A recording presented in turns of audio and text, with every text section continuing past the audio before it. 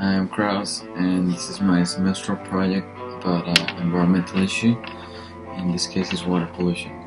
So, water is one of the most abundant substances in the world, but much of the humanity contaminates water due to some facts.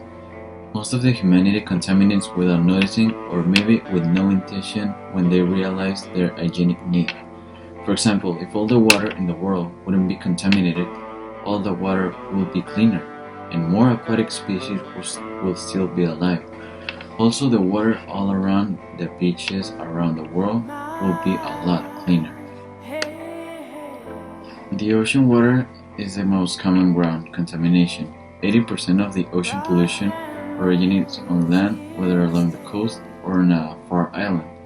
Contaminants such as chemicals, nutrients, and heavy metals are carried from farms, factories, and cities by streams and rivers into our bays. Meanwhile, marine debris, especially plastic, is blown in by the wind or washed into the sewers. Our seas also sometimes spoiled by oil spills and leaks, big or small, and are consistently soaking up carbon pollution from the air. Water pollution can be defined as the contamination of any stretch of water, like a river, an ocean, etc. Now, there's only two types of water pollution. There's the organic one that consists due to microorganisms or bacteria that are generated by animal, vegetable, or excrement waste. On the other side, there's the chemical pollution that is caused by many kinds of chemicals like the phosphates of pesticides, heavy metals, acids that are used in industries, etc. Now, the most common types of water pollution are the water waste and the oil pollution. The water waste, it means that the water that we use in our life is it's called wastewater.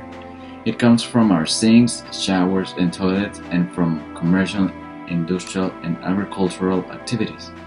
This means that for our entire life we have been contaminating the water, even if it's not our intention to do it when we usually take a shower, because all the water that we use, it gets dirty and it goes to the sewers, and that means that we are contaminated by our hygienic needs.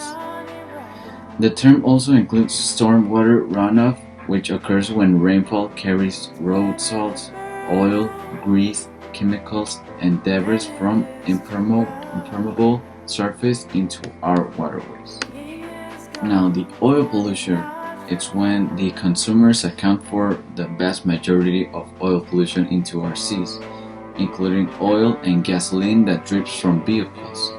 At sea, tanker spills account for about 10% of the oil in the waters around the world, while regular operations from the shipping industry through both legal and illegal discharges contribute about 1/3. Oil is also naturally released from under the ocean floor through fractures known as seeps, but I suppose that's something that we can't prevent yet, so we're not prepared to stop that contamination from under the sea. Now, there are ways to prevent water pollution, and I think it's something very simple that anybody can do it, so we won't affect the world even more. Number one is that if we reduce our plastic consumption, we can help to prevent more water pollution, because then it means that all the plastic products won't end in the sewers or in the oceans.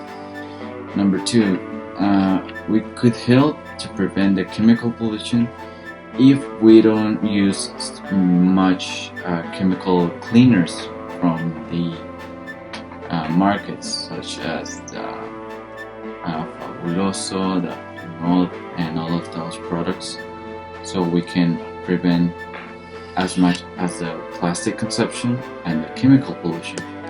The next one is something that is very interesting, because my mom told me that if we maintain our cars or our vehicles in a good shape, it can stop from oil, antifreeze, and coolant leaks to help prevent the ground pollution that then it turns into water pollution. If this one is for people that have pets, if you have a dog, uh, what you can do to help is to pick up your pet's excrement waste when you took him out for a walk, because then this avoids the I say the plastic consumption when you use a plastic bag, and also because then this excrement waste won't end in the sewers when they clean up the areas where your dog makes his necessities.